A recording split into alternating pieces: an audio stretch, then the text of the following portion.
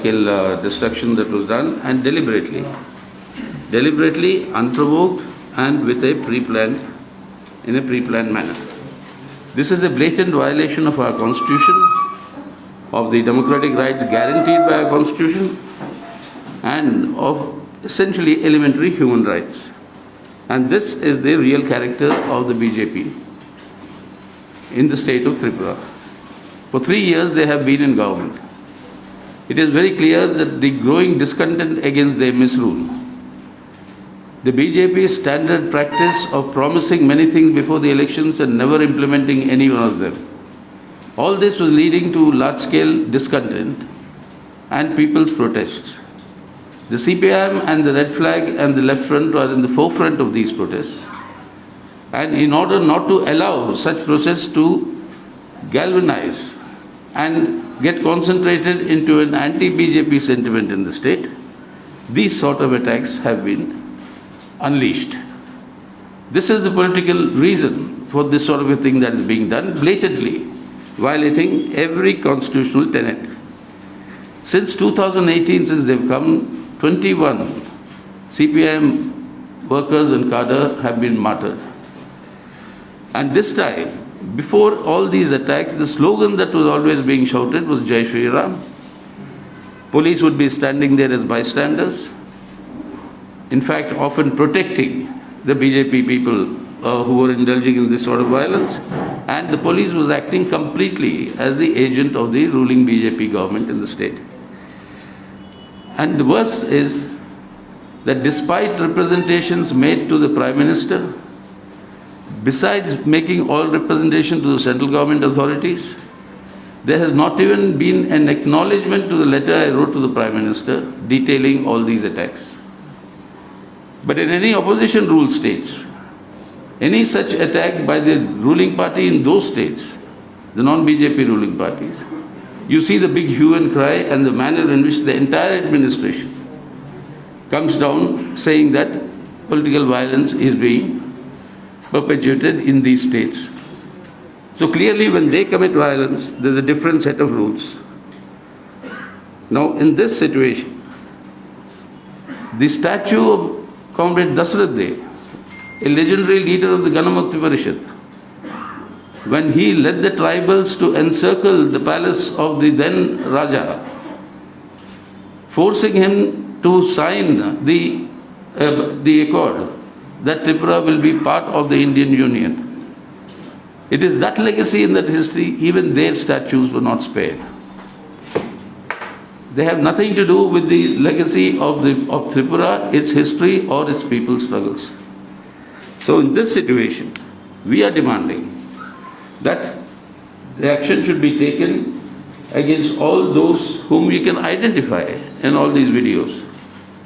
Action should be taken against all of them, and compensation be given to all those whose houses have been destroyed, whose properties have been destroyed, and those who have been injured, and immediately withdraw all the false cases that they have filed against us, against our comrades.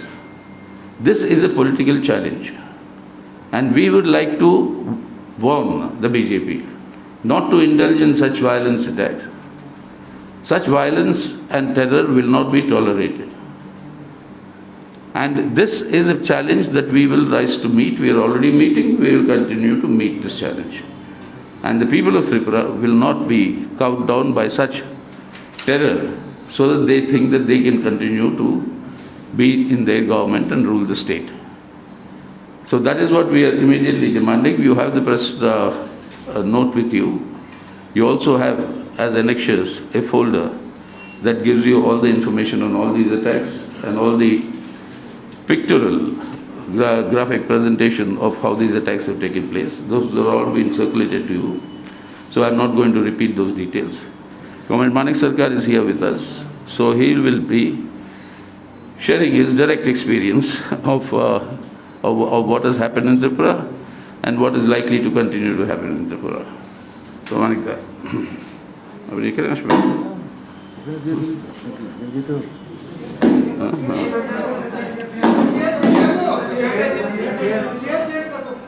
Change your there. You come here. Is this proper? That's okay. What to do? This is the constraints of technology in the COVID area.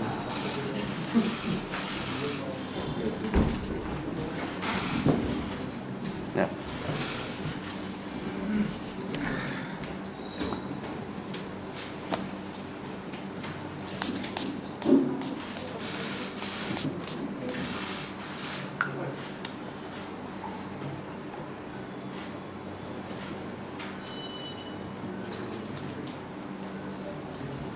Thank you very much for attending this press conference.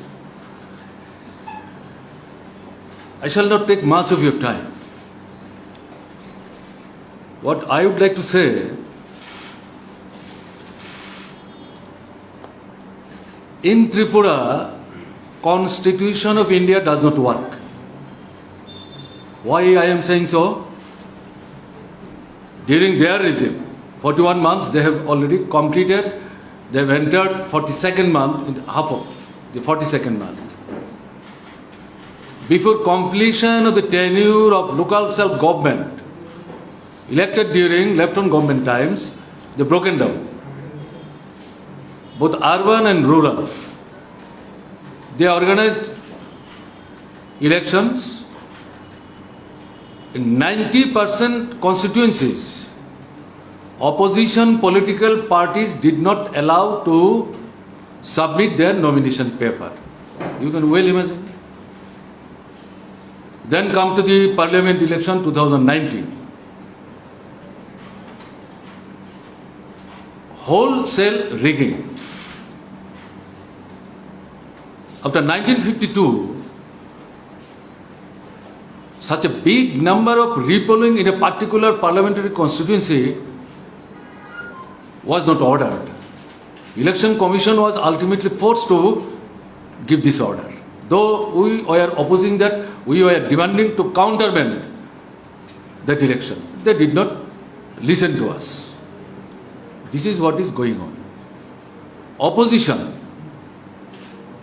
according to our constitution, in parliamentary democracy, opposition has a very important role inside the parliament, outside the parliament.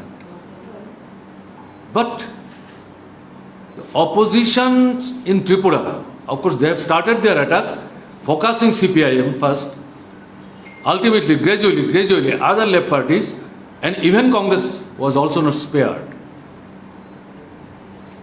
They are not being allowed to undertake their democratic functioning and activities. I am not going to cite you any figure. Already all these things have been distributed to you. Please kindly see. MLAs belonging to opposition political parties. At this moment in Tripura, out of 60-member assembly, we have 16 MLAs. They are all belonging to CPIM. Most of our MLAs have not been allowed to go to their own constituencies and even other parts of the state, including me. I am telling you, during last 42 months, more than 15 times, I have been prevented from visiting various parts of the state, including the constituencies where the electorate blessed me to represent them on their behalf to the Tripura Legislative Assembly. That is what is happening. 3 of our MLAs, including senior one, Badal Chaudhary, then Ratan Bhumi, then Sudan Das, physically they have been attacked. So what is going on? That's why I am telling all these things. Press, they have been attacked like anything. I am not talking right from the beginning. During last 1.5 years, COVID period, more than 35 media persons physically attacked.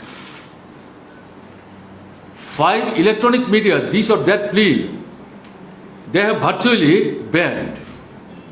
And on that particular 8th, at Agartala, the capital town of the state, you have seen Other than our party officials, 4 media houses have been attacked.